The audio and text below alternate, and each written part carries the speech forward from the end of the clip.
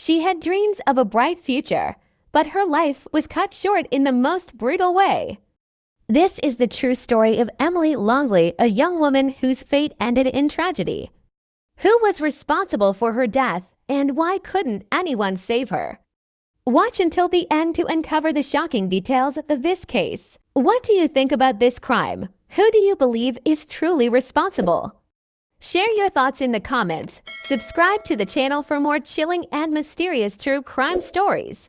Emily Longley was born on February 22, 1994, in a London hospital. She was the first child in the young family of Mark and Caroline Longley. Mark's friends teased him about becoming a father soon, and at 26 he felt utterly unprepared for parenthood. He was present at the birth, and when the nurse cleaned the newborn and handed her to him, he tenderly held her in his arms. Her tiny head rested in his palms, her legs barely reaching his elbow. The girl opened her eyes and gazed at her dad. In that moment, Mark knew fatherhood wouldn't be a problem for him. A few years later, the Longley family welcomed a second daughter, Hannah. The two blonde sisters adored each other and were a joy for their father. Mark was confident that keeping the children warm and safe would show them how much he loved them. The girls grew up surrounded by their parents' unconditional love. They had an example of prosperity and happiness right before their eyes. Mark Longley worked as a journalist for a local newspaper while Caroline was a teacher. The girls had a promising future ahead, the kind every parent wishes for their children. 10 years later, Emily and Hannah Longley's world was turned upside down when their parents made the momentous decision to move from their hometown of Bournemouth to the scenic landscapes of New Zealand. This was a massive change for everyone, as relocating to another country was a significant step. This challenging decision was made for Emily's health, following doctors' advice that she needed a change in climate. The Longley family traveled halfway around the world, hoping for a better life for their daughters. New Zealand's climate is varied due to its landscape. Most regions of New Zealand have a temperate maritime climate, characterized by 4 distinct seasons. Winters here are relatively mild and summers are comparatively cool. The Pacific Ocean and mountain ranges are major contributing factors. The nature and air were perfect for the family coming from England, and a new chapter began in the lives of the Longleys and their daughters.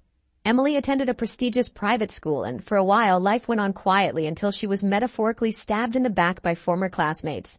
Her friend, Sarah Lee Terblanche, caused a stir at school by revealing that Emily had fallen in with the wrong crowd and was associated with banned substances. Sarah gave an interview to the school newspaper detailing a party at Emily's house.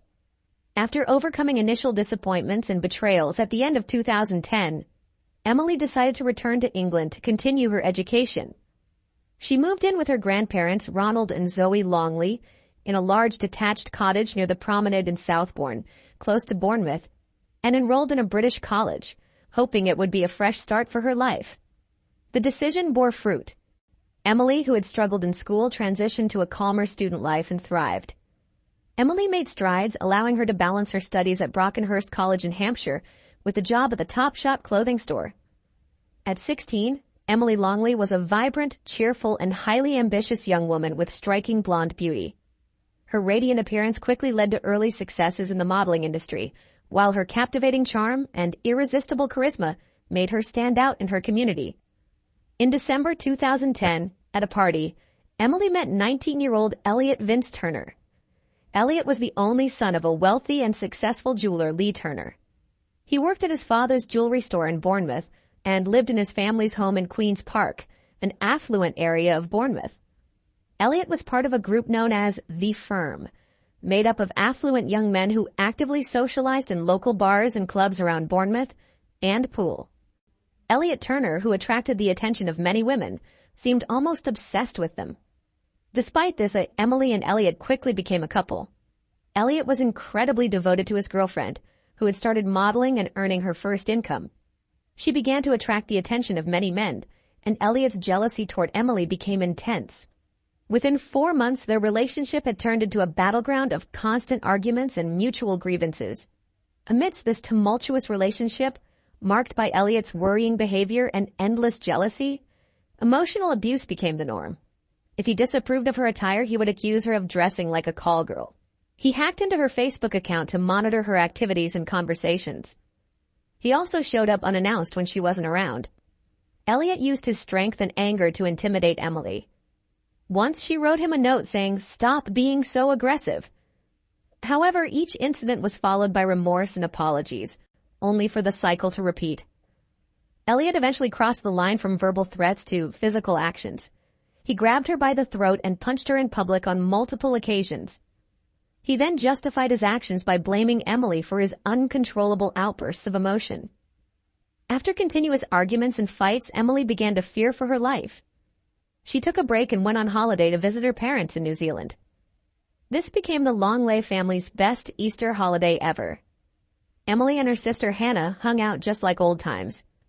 They walked a lot, laughed, and spent a great deal of time together as if sensing an imminent farewell.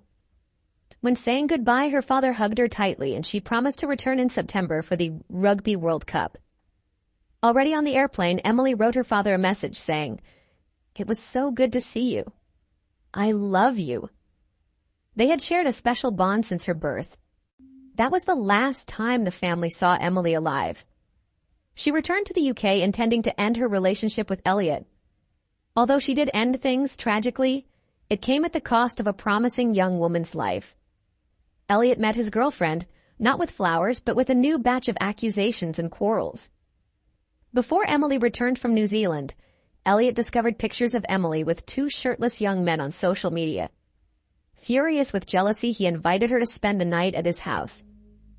Despite the disagreement, Emily agreed to return to Elliot's family home to discuss their problems, comforted by the presence of Lee and Anita Turner, Elliot's parents. Upon her arrival at the house, a barrage of jealousy and insults descended upon her. The young couple did a lot of yelling and arguing. After half an hour of yelling, silence fell. On the morning of May 7, 2011, emergency services received a call that 17-year-old Emily Longley had been found unconscious in bed. Anita Turner called after discovering the girl in her son's room. Rescuers who arrived at the scene were only able to confirm her death. Neighbors saw Elliot Turner sitting in the ambulance with his head in his hands after the girl's death. Elliot Turner was arrested immediately after Emily's death but was later released on bail pending an investigation. The investigation began after the tragic incident. Turner Jr., haunted by guilt, wrote a confession. However, his parents, determined not to lose their only son, deliberately withheld crucial evidence, thereby delaying the investigation. 51-year-old Anita Turner and 53-year-old Lee Turner removed a coat their son had worn on the night of the incident from their house, retrieved the confession letter from its pocket, and doused it with bleach to destroy vital evidence. During the investigation, a decision was made to secretly plant listening devices in the expansive Turner family home. From May 18th to June 14th, police made a series of recordings inside the Turner residence. After obtaining evidence of a family discussion about fabricating evidence and concerns about lying to the police seized the household computers to search for further evidence, and they found it. A review of the browser's search history revealed searches for death by strangulation and how to avoid a murder charge. In July, all three family members were arrested and charged with involvement in the incident and intentionally concealing evidence. Elliot Turner denied his involvement, blaming Emily for his troubles. During a forensic reconstruction of the incident, it was determined that a struggle had ensued between Elliot and Emily on that fateful day.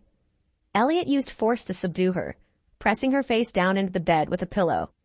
He then discarded the pillow and continued to strangle her with his hands. When she fell silent, he coldly stood up and left the room. Pathologists examining Emily's body found injuries consistent with strangulation. Elliot had scratches on his arm, and Emily's fingertips bore his DNA, indicating a struggle between them. The trial revealed that Elliot's behavior toward Emily was characterized by threats, aggression, violence, control, and possessiveness. These alarming traits escalated, and on a fateful night in May 2011, a heated argument erupted between the couple over Emily's choice of outfit and her photos with unknown men. The wealthy family, unwilling to lose their son and tarnish their reputation, hired lawyers who fervently defended Elliot. The defense attempted to downplay the tormentor's role in the young woman's demise, suggesting she might have used drugs. However, the Dorset police appointed an independent toxicological examination, which found no drugs or other banned substances in the victim's bloodstream. The affluent jeweler and his wife, who disposed of evidence to help cover up how their jealous son ended the life of the aspiring New Zealand model, Emily Longley, at the age of 20, were found guilty. Elliot Turner was convicted by a jury at Winchester Crown Court in May of ending 17-year-old Emily's life in his bed after a bout of jealous rage. In sentencing, Judge Dobbs stated that Elliot had intimidated, stalked, threatened, and assaulted Emily to control her as his trophy girlfriend. The judge also advised Elliot to abandon thoughts of champagne, Bentleys, and girls as he sentenced him to life imprisonment, stating he must serve at least 16 years before being eligible for parole.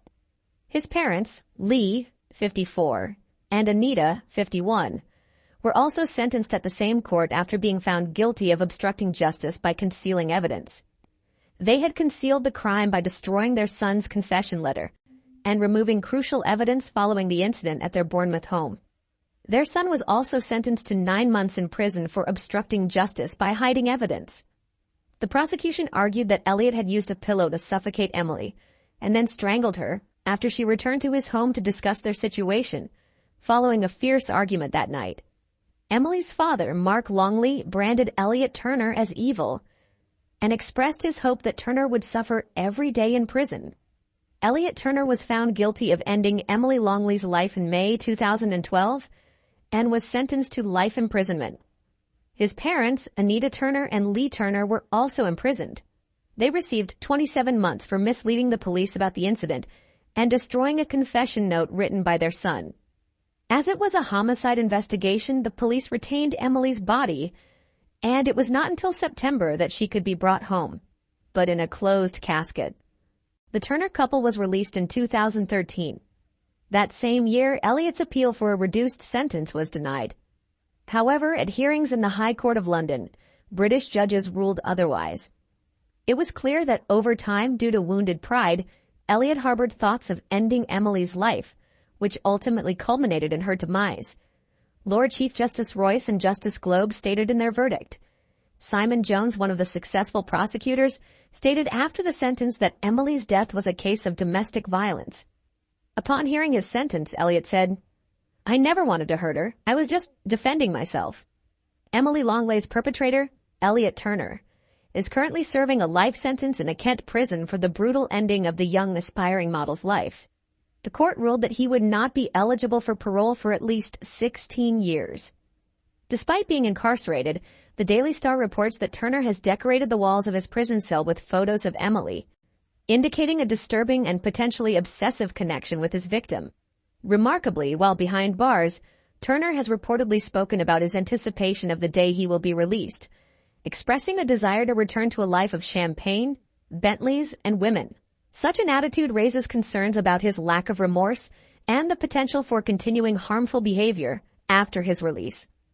Furthermore, the involvement of Elliot's parents, Lee and Anita Turner, in perverting justice by destroying their son's confession letter and tampering with evidence from the crime scene led to their own imprisonment. This underscores the gravity of the case and the collective impact of the Turner family's actions on the pursuit of justice for Emily Longley. After the dust of the trial settled, Emily's father began to delve into domestic violence patterns and behaviors.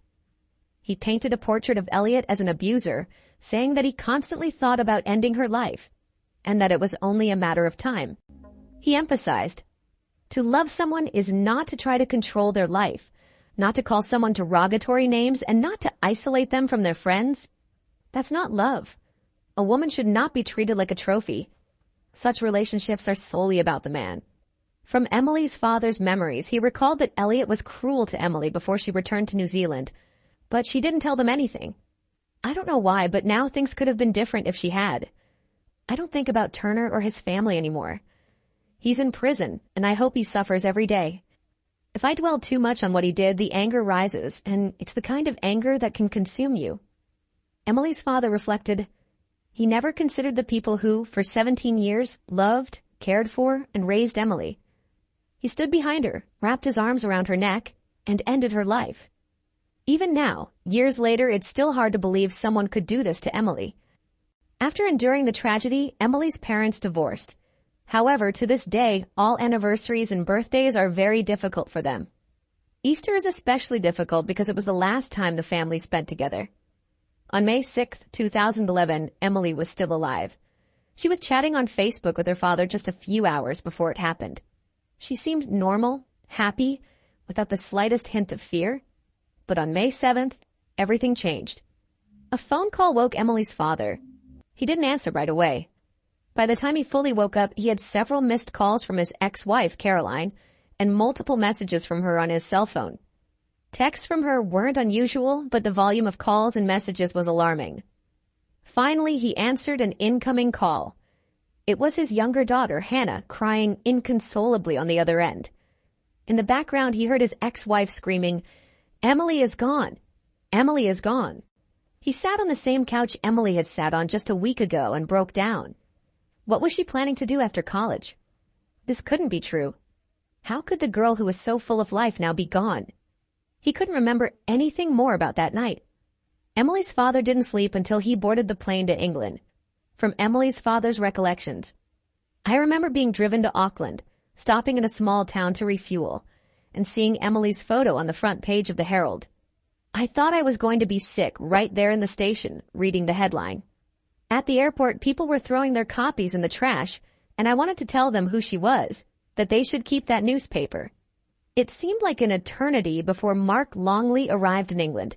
He was still in shock and couldn't believe that the reason for his visit to his once-beloved England was to identify his daughter, Emily. He still hoped there had been some mistake.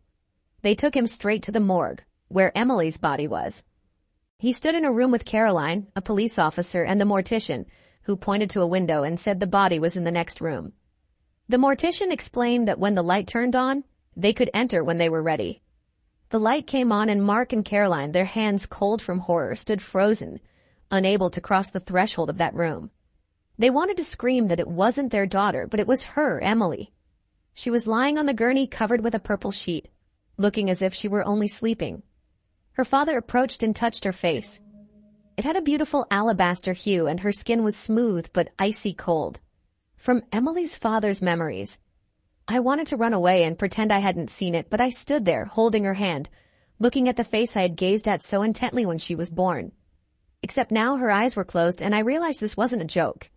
She wasn't going to sit up and say, 'Boo!' Emily, my daughter, was gone." In moments of such horror, all tomorrows become yesterdays. A flood of emotions crashes down, bombarding and overwhelming the soul, making one realize their utter helplessness. That day in the morgue was the last time her parents saw their Emily. The pain of losing someone doesn't get easier. Time doesn't heal.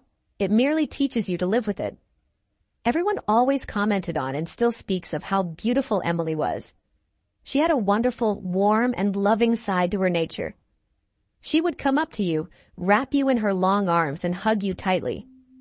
But most of all, her family misses the woman Emily could have become. They will never get to see how her life would have unfolded. A life that was denied to her. Now, years later, Emily's father has remarried. He has a wonderful wife, Hilary, and a beautiful son, Hunter, who is growing up in their family. Emily's younger sister, Hannah, has graduated from university and built a life for herself, one where domestic violence has no place. Their greatest regret is that Emily is not here to share these joyful moments with them. Thanks for watching, guys. You are watching Midnight Chronicles. Don't forget to subscribe to the channel. There are many shocking stories ahead.